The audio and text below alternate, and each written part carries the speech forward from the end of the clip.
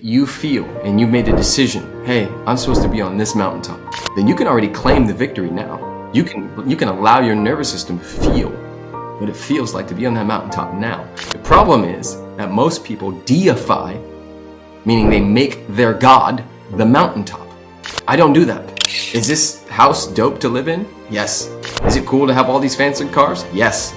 Are they my God? Not anywhere close. If all of them went away, I'd still be the dopest human you'd ever meet. Because it's not the stuff, right? I'm the magic. I'm the food. Those are spoons. It's who's in the car. It's who fills up the house that matters more. Again, people join my stuff, they buy my book, and I'm like, yo, I'm gonna help you with the money piece, but the bigger piece is, do you understand how much money you are? Because you've given all your power to this thing, and I understand why you have, because you've been socially and historically programmed to believe that that's the actual wealth. The whole world wants you to believe that the next thing is the thing. Your job is to find the God within. Your job is to fill your cup and give from the overflow. Your job is to love you more than anyone ever could, such that the whole thing is a cherry on top. Everything is extra. I already won. You cannot miss. I have a chapter in this book. You can't miss. There's no way to miss. People who've died and come back have these accounts all the time. You can't miss. You win in that direction, you win in that direction. But you got to choose it and decide that that's what it is.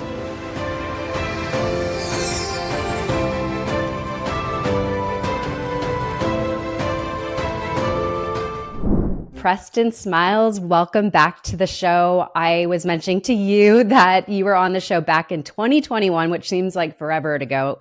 And I know there's been a lot of growth and a lot of new things that have happened in your life as well, myself. But that conversation we have, I just want to tell you, was so freaking powerful. You cracked me wide open. And I know so many people resonate with you. And there's such poetry in your words. So I know a lot will really deeply land today. And I know this conversation is just going to be nothing short of amazing. So welcome back to the show. Thank you, Erica. I really appreciate it. And yeah, it's really cool to circle back and to see where we are years later, in our growth and the things that have occurred. And yeah, I've been through a few pretty heavy storms since 2021 that ultimately ended up being some of the best things that could have ever happened to me and my relationship and me as a father and all of those things. But they were definitely challenging times. Absolutely. And we'll dive into the depths of some of that has happened and what has come out of that. But most importantly, I want to mention that you're an abundance coach. So I want to ask, why are so many people living in a scarcity mindset? Yeah. Most people are living in a scarcity mindset because they've been taught to live that way, because it's been inherited socially and historically like a family heirloom passed down from generation to generation to generation. And unless they have a drastic shift, not just in the mindset, I think that's where a lot of people become disillusioned with the self-development work, because they think it's mindset that is the big game changer. And mindset is awesome, but without the body getting on board with what the mind is saying, it's just hot air. And so one of the biggest pieces when it comes to moving through scarcity is transforming our identity and working on having a extraordinarily regulated, relaxed, and rejuvenated body / nervous system, such that there is space for creativity and joy and play. And we're in our prefrontal cortex of our brain where a lot of dope stuff can happen. Most humans are walking around in their reptilian brain in a stress response, meeting, dating from the stress response, putting out offers from the stress response, operating in this low-level base space and wondering why things aren't happening the way they want. So there's a lot you said, and I want to unpack some of them, but one of the big things you said is identity. And I think this is one of the biggest things that really either block all that we desire or yet propel us into receiving all that we desire. And I think a lot of people that, like, as you were talking about, is identity, but how does one change their identity if they've been something for so long? Like they don't even know, it's so unconscious. So what's like the steps to kind of move into a new identity? Yeah. So I have an academy called the Spiritual Millionaire Academy, and this is one of the things that we address immediately. And the short answer is bringing awareness and pointing a light at all the places where we feel triggered, where we have enough course, where we have judgments towards other people, towards ourselves, because those are all what we would call shadows. And as we move into the shadow and look at, I have a judgment towards people who do X. Like I was working with a woman the other day and she was saying how she gets annoyed at women who talk a lot. And I said, let's look at that. And she's like, it just feels like they're wasting time. And I said, okay, well, what do you think's under that? And what we ultimately got to is she has this overdeveloped masculine, which is a wounded masculine, because that's how she got love in her family structure. So she judges women who have this flowy sort of like feminine storm, because everything she does is through the lens of, the masculine and getting things done and achieving and making things happen. Well, this is a woman who teaches women. She does women's empowerment work. Well, you can't empower another woman until you've empowered yourself enough to recognize what is not yours. It's not hers. That's not who she is. It's who she became. And a big part of my work is reminding people that you can't disown that which you've never owned. So a big part of our work is, okay, let me own this. I am so crabby around this. I have so many judgments around that. And oftentimes those judgments are the very thing that the person wants. I found myself in this many times where I'll look at certain people and I'm like, how could you do that? But the truth is there's a part of me that wants to be that self-absorbed. But I'm so aware of trying not to hurt other people that when somebody is just like, this is mine, take it or leave it, there's a part of me that's like, oh my God. First the judgment, then they're like, what's in this for me? And that's where the nutrients are. And then what would be the next step to really get, uncover the layers beneath that? Big breath in that moment, and celebrate in that moment, because we want to repattern the nervous system, that every time we catch something that's no longer ours, that we open instead of close. Most people collapse. Every time they get triggered, they get scared, they collapse, they go in. Well, we want to go, woof, open, celebrate. Oh my God, I caught that. Okay, now that I've caught it and I'm celebrating and I'm in my prefrontal cortex, I'm out of the trigger, I'm out of the repression. Take an action, any action. It could just be jump in the air. It could be compliment the same person you're judging. It could be find something beautiful about that person. It could be forgive an inch of the thing that you haven't been forgiving for years. But action. So catch it, breath, celebration, action. And they're just starting to reinforce this new pattern, basically, by the things you mentioned. So there's a lot of layers, I know, into this identity work. And I know this is part of the work you do. So we're going to go deeper into the trenches of everything you teach. But I know for anybody that wants to go deeper into this, obviously, Preston has his core. You said it's called the Spiritual Millionaire Academy. Sorry. Okay, so you could do the work in that, but we're going to go deeper in the trenches of everything you share that has to do with that. But one of the things you also mentioned that I want to catch is making room for gifts to show up, basically spaciousness. And I think that's one thing that a lot of people don't do is we fill the space with all this stuff and then we can't even notice really what's truly going on. And so how do we make more space for our gifts to show up? You take the stipulations of when the gifts can and can't be there. A lot of people, especially in the self-development coachee world, they have all these stipulations, right? Like, the gifts can be there when my makeup is done. The gifts can be there when, I'm off my moon cycle. The gifts can be there when X, Y, and Z. And my thing is, I work for God. And yes, it's really cool to have all the fancy cars and big houses and all that stuff. But at the end of the day, if we sign up to be of service, then that is not when it's convenient. When it's convenient, when I feel, when all the stars are aligned. One of the biggest ways that I've gotten this rich and this abundant is because I've been giving and serving when I, quote unquote, didn't have anything.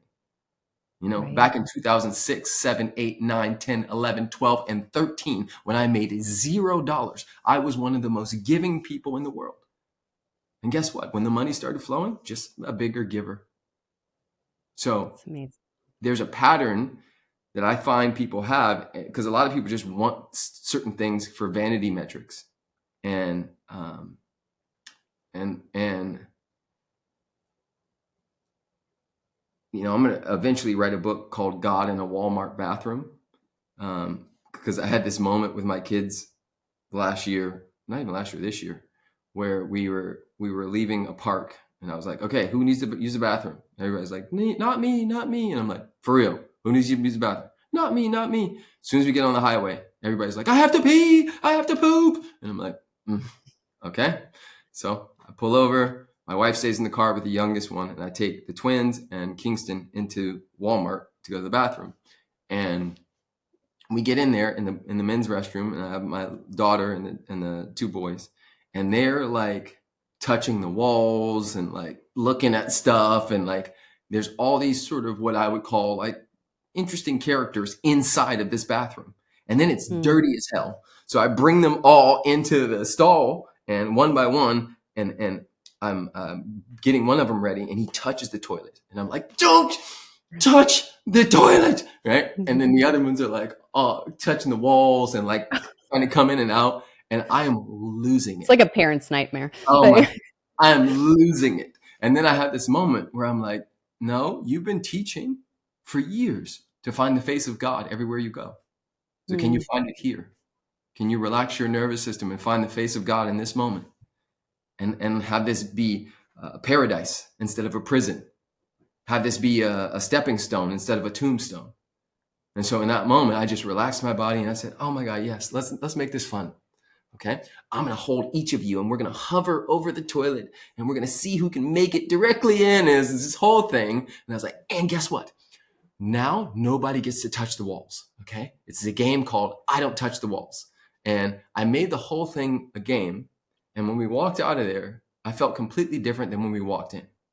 And to me, this goes with how do you give your gifts? You give them, one, if you're not giving them to the people closest to you, you've missed the whole point. Right? If I'm Preston Smiles, the influencer to everybody else, but to my kids, to my wife, to my neighbors, I'm in a thread with all of my neighbors in both places. We just moved. We've been here a year.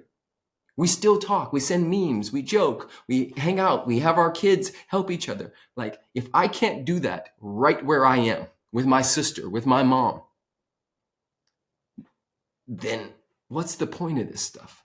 So give the gifts to the people that matter most right where you are, and it will trickle out, because it won't be a thing that you need to put in your calendar anymore. It'll be who you are. Yeah.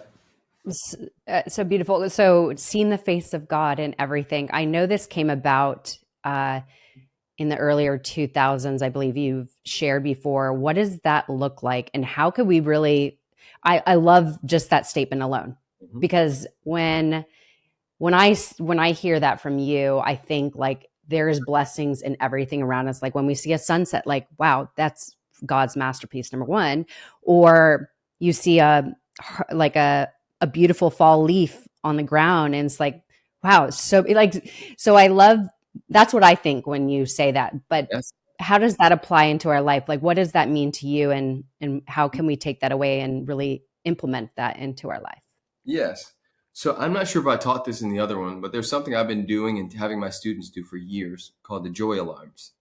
And this is actually a nervous system somatic based exercise that is an absolute game changer. And it came from me doing a mushroom ceremony in Joshua Tree, California in 2006, where I was on mushrooms in the desert and everything I looked at was God.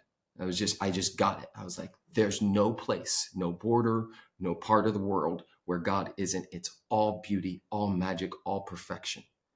And I left that ceremony and I said, okay, tomorrow when I get back to LA, I'm going to try this for 1 hour when I go to the coffee shop. And I put an alarm in my phone and I freaking set the alarm. And I said, for the next hour, I only see God without the mushrooms, without the thing. And it was ridiculous. I was like floating, literally like levitating. I was so high on my own supply, so connected to the truth of my being and the truth of everyone else's being. And so then I went, okay, I wonder what would happen if I did this every day. And then it became, I wonder what would happen if I did this in a shorter amount of time, but I did it 5 times a day. And it literally raised my vibration so high because every time the alarm goes off, you burst into spontaneous joy and you just fill yourself up, fill your cup. Oh, yes, God is good. Life is good. Everything is beautiful. I am gold. My family, my life, everything is magic. And I would emote and use my voice, use my body. I would open everything. And then I let it go and keep going. But the remnants of tapping in like that 5 times a day meant that every time I did it, it was like I was raising my vibration. And would I fall back down? Yes, but I wasn't falling back down. I was just like dropping a little bit, then it go again, up, drop a little bit, up. And there was a point where I was like, there's so many magical things happening in my life. And I started understanding that spirit can only do for you what it can do through you. And so me allowing myself to be a vessel for God's love created a spaciousness for me to give my gifts everywhere, for me to be a beneficial presence everywhere I go, no matter what, not just when the cameras are on, not just when it's game time and I'm on the stage, but everywhere. And literally from that point forward, it has been game on. Such magic in that. And I know for anybody that's listening to this, they could see themselves in that action of doing that and how that could change their life. I remember I once did something like see hearts everywhere you go. And I saw, crazy enough, literally the night I said that, I saw, and this was wild, I saw cement ground that had 5 hearts shaped on the ground. I'm like, oh my gosh, how like ironic that could happen in the same day I said it. So just by telling yourself, like, look for this, you're going to see it. And there's such magic in that. So I love that. Life-changing. Thank you for sharing that. Talking about seeing more gifts or making more spaciousness for gifts, what do you feel are like the common things that's blocking that to happen? Because I feel like we hold so tight on things. And I know you kind of said we just need to like release and let go. What are the things we're really holding tight on besides, like you kind of touched on earlier, the stories? Because I know that's a big component, but there's other things. I'm curious your thoughts on this. Yes, again, it comes back to nervous system, but I'll speak to another piece that I think a lot of us don't really understand. We grew up in a soup that wasn't very conducive. So, I don't even know when it started, but I know that I heard what are you going to be when you grow up very early. And that coupled with this idea of trying to get it right for mommy and daddy, get it right for the church, get it right for the school, get it right for everybody, right? It's like this life layaway plan where my job as a 7-year-old and a 10-year-old and a 15-year-old was to get it right, get the right grades, do the right thing so that you get into a college, so that you get a good partner, so that you get a good job, and if I wasn't doing the right things in church, in school, at home, then they would remove their love. They would punish me. They would put me in a corner and leave me. Right? So now, okay, I'm 7, I'm 8, I'm 9, I'm 10. There's a point when my nervous system goes, this is what it is. And now I need to reconfigure myself for safety. Mm-hmm. So now in the reconfigure, it's not safe to be free and wild. It's safe to listen for what they need and to be that thing. Okay, well, now I'm 20 something. And now I'm 30 something. And you couple that with, let's say I'm a woman and I get 50,000 images every couple days of buy this bra, this makeup, have your hair look like this. Also, he can choose you. Right now, I'm adding on top of all of this soup of not enoughness. You need this to get this. And then you tell that same person, hey, go experiment. Go see what you're made of. Go give your gifts. Go play. They're not even going to know how to do it. Right. Because since 7 years old, they've been playing the game, the nice girl game. They've been playing the shy game. They've been playing the overachiever game, the perfectionist game. All of that is a symptom. It's a byproduct of living in a soup, living in a world and a paradigm where the people running the show just inherited it from the people before them and the people before them. And all of it was set up for factory workers and a particular type of life. But life has shifted, but the values and the way we teach children hasn't. So again, a lot of people come to me and they're like, I want more money. I want X, Y, and Z. And I'm like, cool. We're not even going to look at money. Not right now. We got to look at what you grew up in and why you're so afraid to be seen. You're afraid to be seen because you don't want to be judged by your cousins. You don't want to be judged by your cousins or the people on Facebook because you used to be a hoe in high school. And you think that because you did X, you can't be Y. Now, I understand that because I felt that. There's a part of your story you don't share because you don't want your mom or dad to feel a certain type of way, but it's your story. And so we reconfigure and cajole ourselves to fit into this idea of this is what the feminine does. And this is what the masculine looks like and does. I was on a podcast yesterday and he said, there's this stoicism movement of men. What do you think about it? And I said, it's fake. It's weak and it's fake. Men aren't stoic. Anybody has a little boy right now, you'll see that kid is not stoic. That's a taught thing. Kids are wild when given space to feel. They feel everything. They're joyful. They get super angry. They feel all these sexual feelings, all of it. Kids are dynamic until we beat it out of them. And almost everybody listening to this has had a good portion of yours beat out of you. Not all of it. Because there's a part of each and every one of us that has never, ever been hurt, harmed, or endangered. There's a part of all of us that is still pure. And so we seek and search for places that give us permission to step into that thing.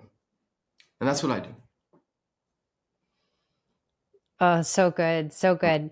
I would love to touch on the people listening to this. I'm sure there's a lot of people, when we talk about abundance, a lot of people instantly go to this place like, but I'm not him or I'm not her. I don't have followers. I don't have blah, blah, every story under the book, right? Mm-hmm. How do we go from then that self-doubt to self-belief before we even have the capability to have this tangible money or abundance, success, whatever you want to call it, whatever abundance looks like to you? Yeah. The big thing is checking in with what's really running the show. Because when a lot of people make it about them. I don't have, or I'm not as charismatic, or I'm not as X, Y, and Z. Well, okay. If we pushed all that aside, because that's all about you. What is handwritten on your soul? What must you bring forward? In my book, which is out now, based on when this podcast comes out, I have a chapter called The Law of Value Exchange. And it basically states like you get paid in direct proportion to the value that you bring to the marketplace, any marketplace. That could be dating. That could be relationship. You get paid in kisses. You get paid in hugs. You get paid in dollars. You get paid in attention based on the value that you bring. But most people aren't even thinking about the value because they are looking at vanity metrics. I know, like I have a group thread. There's about 20 of us in it. And my wife and I would be the poorest people in there, and we're millionaires. So everybody in there is beasting, and they're in real estate and finance and X, Y, and Z and all these different things. And some of them in self-development as well. And all of them, none of you would know. They're nobodies. And yet to the people that matter, they matter. They created value in a place that matters. So most coaches, healers, light workers, therapists, and entrepreneurs are basing their businesses and lives off of social media, but there's a whole bunch of people with boring ass businesses. You know, this allergy stuff that I have called Flonase, right? This is Flonase. Somebody created this. Whoever created it, you don't know their name, but they make about 30 million a year. Yeah, How about it's insane. right? Like, you could look all over your entire house and you will find people who have products that create value that you don't know their names. So it's not about vanity metrics. It's about what value, what is handwritten on your soul. What do you have to talk about? What do you nerd out about? And how can you make that be something you help other people with? Done. Amazing. And then everything else will flow from there. At So least that's the beginning path, right? Okay, so talking about you call something the $1 million consciousness. So how can somebody still feel abundant before they have, if you want to say nothing, which we all have something in our life, right? Depends what tangible thing you're looking for. But how do we develop this consciousness? I know you explain, and I remember you said this in our last episode, and it's just so good. So I have to bring it back on this show. You talk about the 4 levels of consciousness. Mm-hmm. Mm-hmm. So I assume this has to do with the $1 million consciousness as well. Yes. So I'll start with something, then I'll go to the 4 levels. So a lot of people think that money is the food. But the truth is that money is just the spoon. Money is a tool that we take the wealth, the real wealth, and we transport it places. Sometimes you need a spoon. Sometimes you could just eat with your hands. The problem is that people have it backwards. They put all the value in the spoon and not the stuff that goes on the spoon. What goes on the spoon is who you are in any given moment. Here's the truth. Here's the truth. A good portion, everybody listening to this podcast and everybody on this podcast is going to die one day. Some of those people are going to die sooner than they want to. In that moment, what they won't care about is the spoon. They will care about the days where they laughed till their head hurt and they had to walk out of the room because they could not stop laughing. What they will care about is the love that's been exchanged between them and their partner and their family. What they will care about is the gifts that they left to the world, the tank that they left empty because they went for it. None of that is the spoon. All of it is the food, the real wealth. And so what I teach and help people understand is you have to offer the vibration first. And a lot of times we think, oh, but what if it doesn't? Hear me. I don't believe in a God that makes mistakes. I don't think there's a single hair on your head or mine. I don't think that microphone was supposed to be anywhere else but in your house, just like this one was supposed to be in mine. This sweater I have on, this abundance chair from Nigeria, all of it wanted to make its way to each and every one of us. The difference between this chair, this sweater, this microphone is for us, there's no static on the line. I want a microphone, I get a microphone because I feel called to it. It feels called to me. So anything that's handwritten in your soul, it's because you feel called to it. I give this breakdown of if we were in your room, Erica, wherever you are right now, or we'll talk about my room. Let's do it like that. So let's say that I dropped some cookies right here on the ground. And over there on the other side of the floor is an ant. To the ant, the cookies are in the future. They cannot see the cookies. They sense them. The ants go, I smell something. Something's on my heart. I have to bring something forward. A podcast, a book, a thing. I have to do it. I have to. I sense something's here. But to the ant, the cookie is in the future. But to me, standing above the cookie and the ant are right here, right now. Now, the ant may take the journey and start to go figure out what it's sensing. And at some point it may say, oh, it's not for me. It's not lining up. There's a barrier, X, Y, and Z. The so-and-so got in the office, X, Y, and Z. All of these things are why I'm not supposed to. But the truth is if you smelt it, you dealt it. It's yours. It's yours. It's yours. Everything wants to be connected. The ant and the cookie want to dance. The car you have right now, it wanted to dance with you. The partner you have right now, he, she, it, gender non-binary, it wanted to dance with you. Now, can you understand that there's a new dance, a new song and a new dance that's on its way, always, in all ways. We're always manifesting. Everything is a prayer. So our jobs is to go, oh, what's here? What do I desire now? Because none of it matters and all of it matters. Whether it gets to that cookie or not, it's the process of going towards it. Because most people don't understand this, but an unhappy journey will never produce a happy ending. Happy endings are a byproduct from operating from an attitude of gratitude for everything here and now, even the hard times. I told you, my wife and I got an energetic divorce a couple years ago. We hit the hardest place we've ever been. 4 kids under 4, in the depths of one of the worst moments for both of us. And yet out of the ashes came this beautiful marriage. We had to divorce. We had to cut everything off.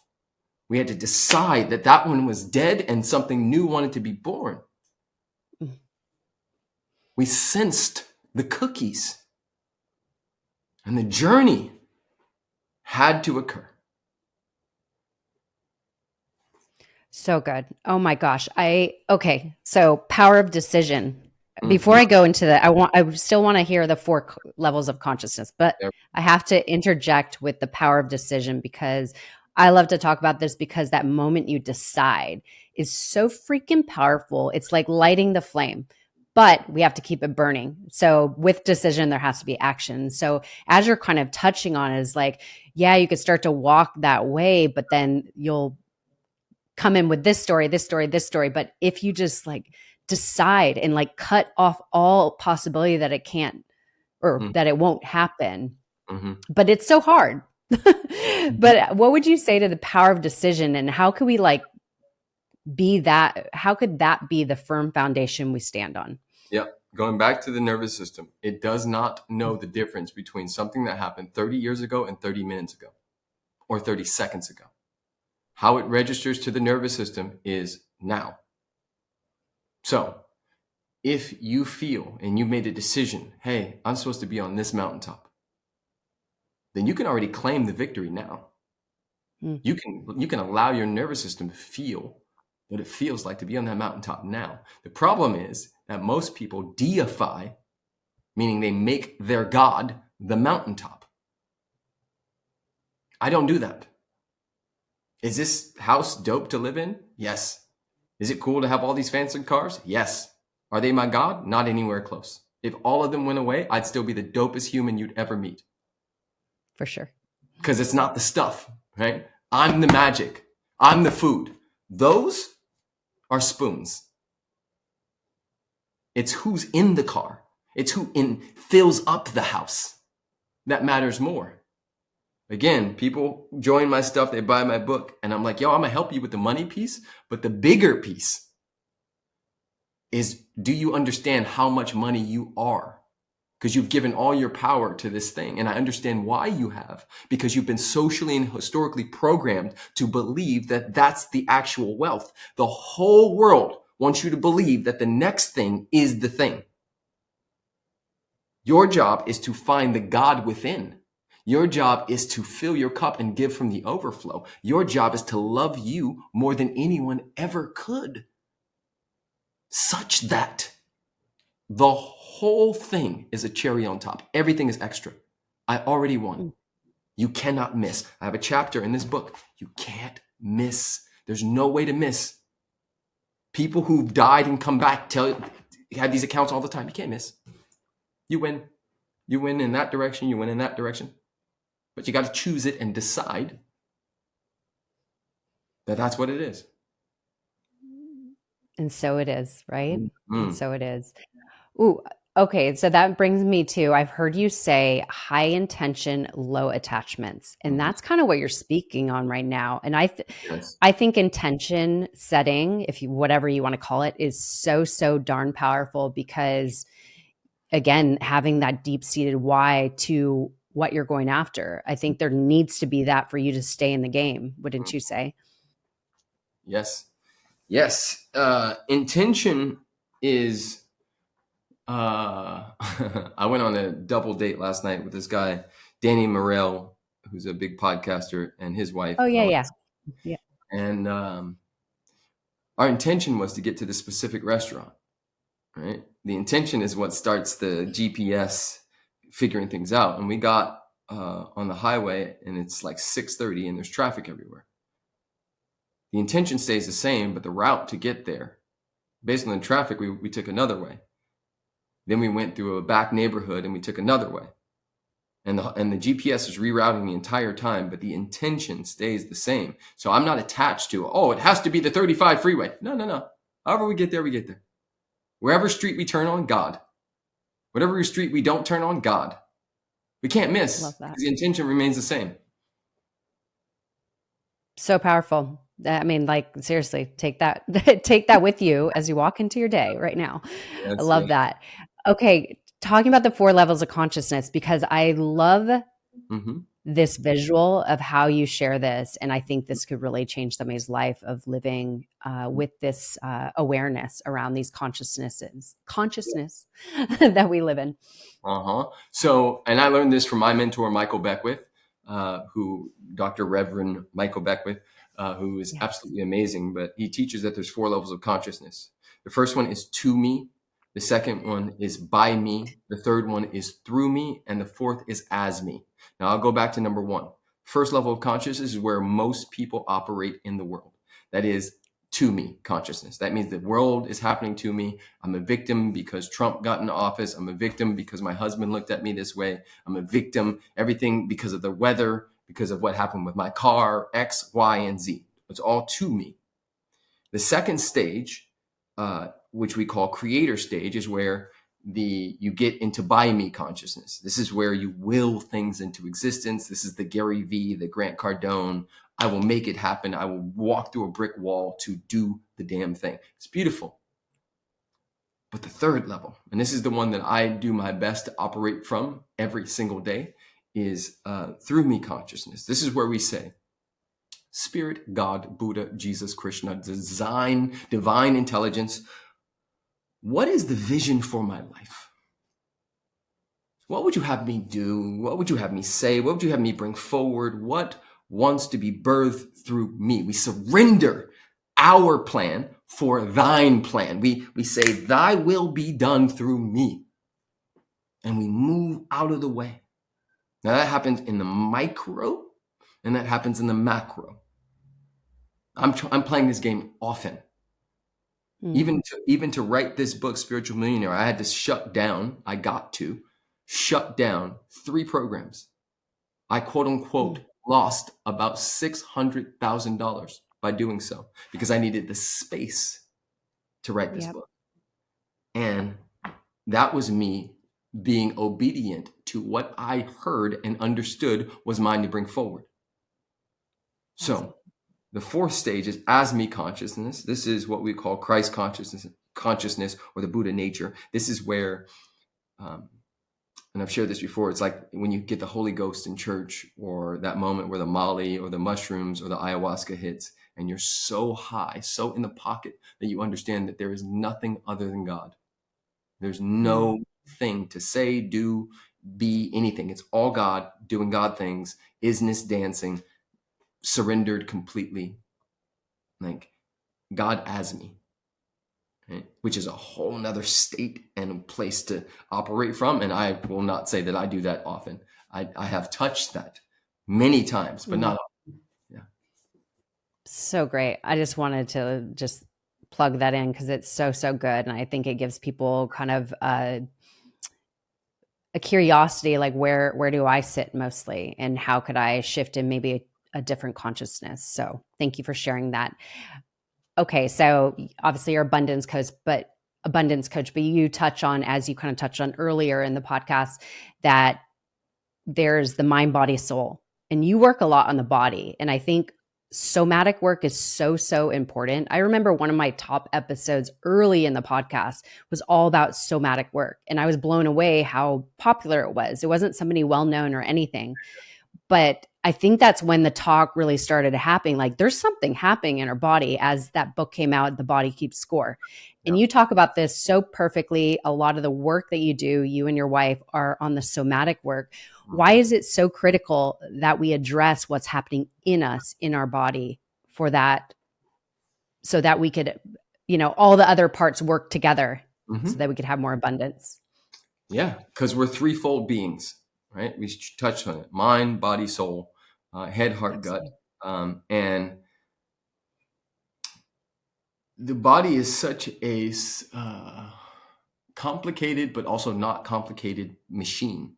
It's an organism, and all organisms need maintenance and release space, right? If I take a bunch of water in, that water needs space to come out. I take a bunch of food in, that food needs somewhere to go.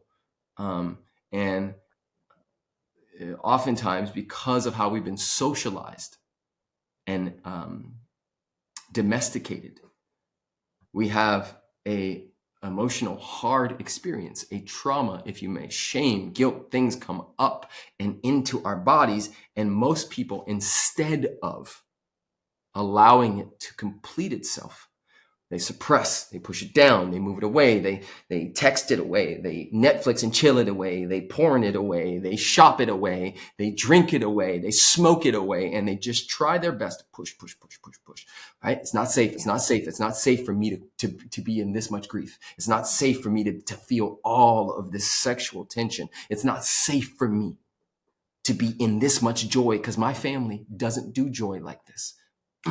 So my work, our work around somatics is around giving people the nervous system training that they never got, because they didn't have a mom and dad like me and like Alexi and I. They didn't have this training. They didn't understand. So, and it's not just for them, it's for their kids. It's for the future generations, because the bus has to turn at some point. It's been going this way for a long time. And enough people have been to enough mindset things to understand that there's got to be something more. And we stumbled upon this based on that exact thing. I literally did, like, we had just finished another NLP certification, and no hate towards NLP. And I just had a moment. I'm like, this is not it. There's something more. Something's missing. And literally just by catching that, our mentor, Scott Cody, came into the space. And Scott Cody had worked with Strozzi Heckler, some of the biggest people in somatic work. And Scott Cody took us under his wing and annihilated us and taught us how to fill up a space and re-regulate our bodies and direct energy and things of that nature. And then we took that work and made it 50 times better and put it into the Bridge experience, which the next one's in January for anybody who wants to do this in person.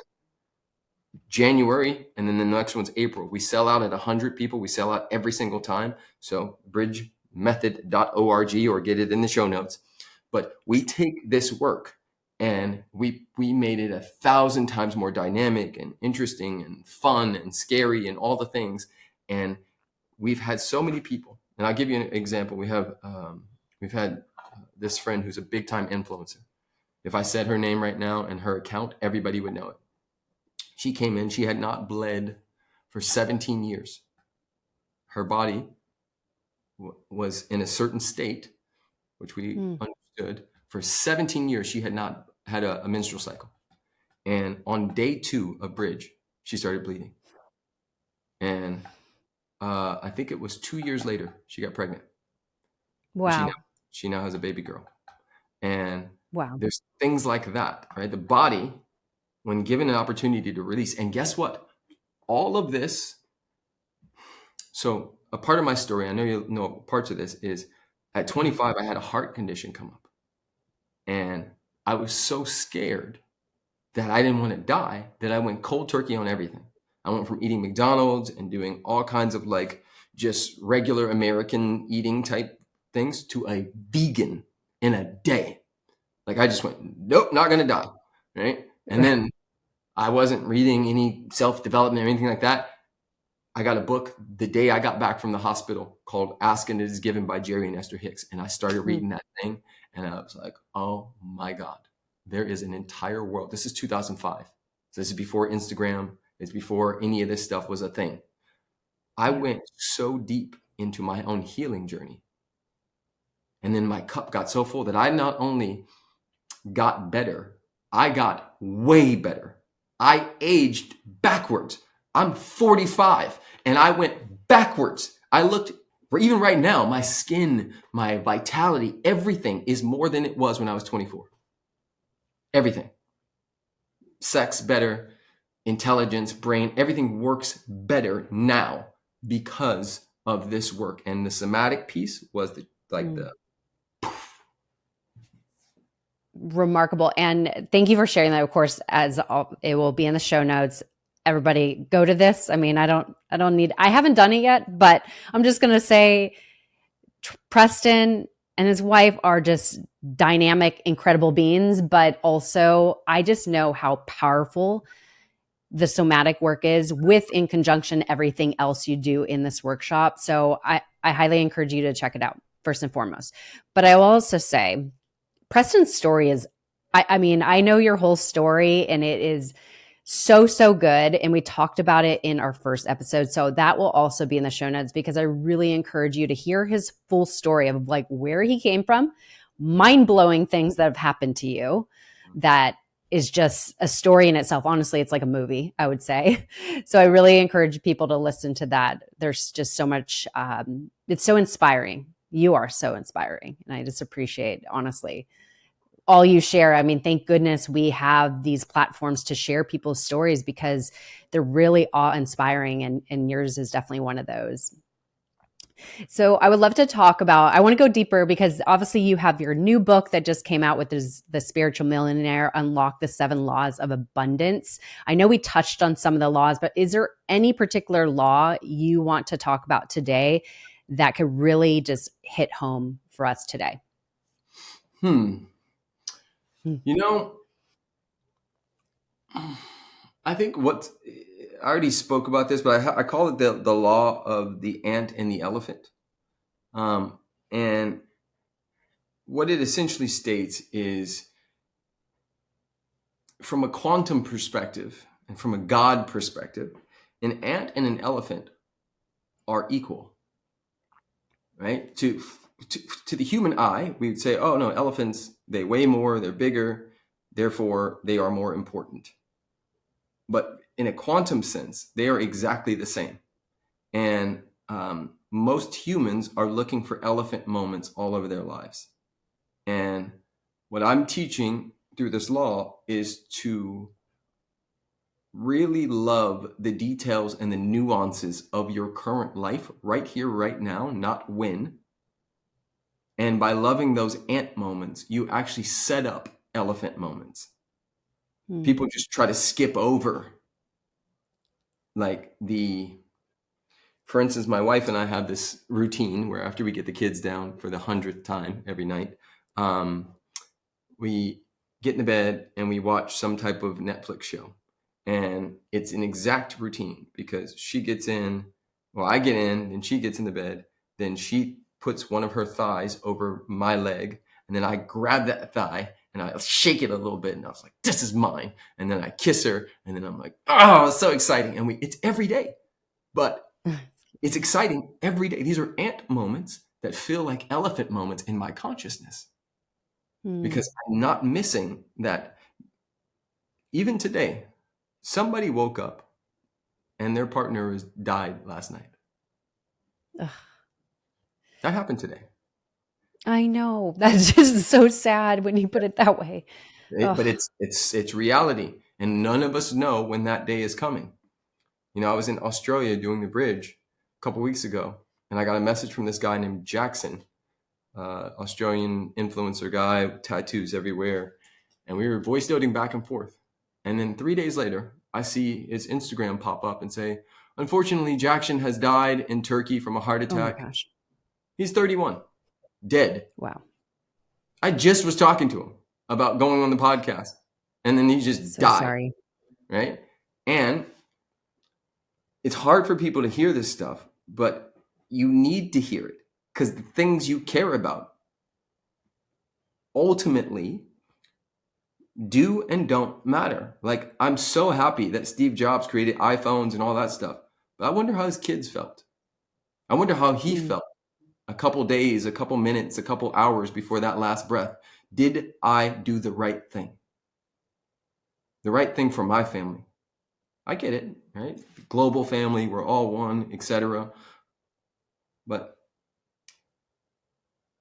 the big piece around being a spiritual millionaire is about being rich now, not when. Right? Rich in spirit now. And the more I am rich in spirit now, the more available I am for rich in bank account later. It all connects. If you focus on lack, limitation, scarcity, exactly what you're going to get. You focus on, I'm winning right now, currently in this life, and I love it. The universe, God, has to match that. It has to. It has no choice. It's a yes button. The universe, God, the quantum field, acts like electricity. Electricity never says, hey, is your hair done? Because you can plug up to me if so. Hey, have you done 25 jumping jacks and cold plunged first? Okay, if so, then you can get the power. No, electricity says, bro, if you have the infrastructure, game on. Plug up your phone, plug up a Tesla, plug up a city, plug up a house, plug up a world. The power is a yes.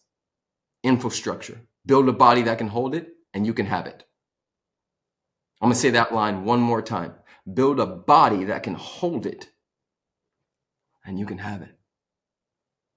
That's it. Mic drop. Seriously, so good. So good.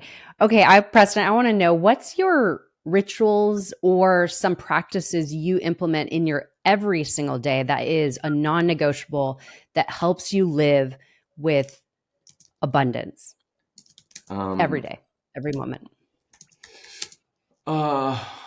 Nature, whether it's cold, whether it's hot, whether it's in between, I go watch the butterflies or the cicadas. I listen to them.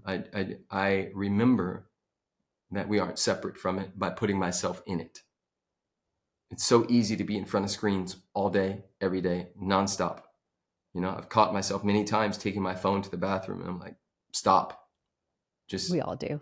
Poop without it. Like, you're good, right? Like, so to offset the screen time and all that stuff, I get quiet in nature. There's a practice I have in Spiritual Millionaire Academy called a soul sabbatical, where I ask people to take about 20 to 30 minutes once a week in nature.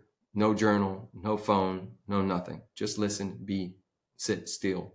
Let your mind and your soul and your body relax and tap and tune into the frequency and vibration of Mother Earth. It's 20, 30 minutes. It's crazy. First of all, people go crazy at first, and they're like, oh, you got to do something. And then over time, they're like, yo, that changed everything for me. So I'd say those two. I'm really good at kissing my kids a lot. and biting their Oh, faces and tickling them and chasing them and touching my wife's butt and um, just, you know, I did. One of my kids peed in the bed last night, and so washing those sheets, I asked myself, can I make this feel like MDMA? Right? Can I make washing these sheets feel like the best thing ever? Because if I can, or even get close to it, or even inch towards it, that's what makes me rich. I'm the richest person in the room. mm, I know how to find the joy and the magic in any given moment. wow. I mean, honestly, I think what we're taking away from you today is really a lot of questions we should ask ourselves, self reflection, creating some time in the space to really look within, like, how could I be just a little bit like Preston Smiles today? Because there's so many gifts in everything that you shared today. And I think we all are available for abundance in our lives. And this is not just the monetary success, like living fully rich in your life is way more than having money in your bank account. And so you've proved that today. So thank you so much. Okay, Preston. Well, first of all, like I said, everything will be in the show notes. His previous episode will be in the show notes. Please don't miss that because there's just so much power in it. And then also his book, go grab it. It's available now. Go check out his bridge experience in January, right around the corner. Perfect way to start off a new year. Like, get rid of all the stuff that's keeping you stuck, right? Sounds remarkable. It sounds like honestly, like a no-brainer if you ask me. So thank you for all that. So Preston, I always ask my guests, and I don't remember what you shared last time because I've been asking this since the podcast started. If you were to share a piece of wisdom, a life lesson that you just need a shout out to the world, what would that piece of wisdom be and why? Mm. The first thing that comes forward is love will find a way. Everything else will find an excuse. If you say you love it, find a way. I love that. That's the perfect way to end this conversation. Preston Smiles, thank you for your time and your wisdom and just the gift you are to this world. I sincerely mean that. So let that land. Mm. I really do. So thank you. Thank you. Thank you.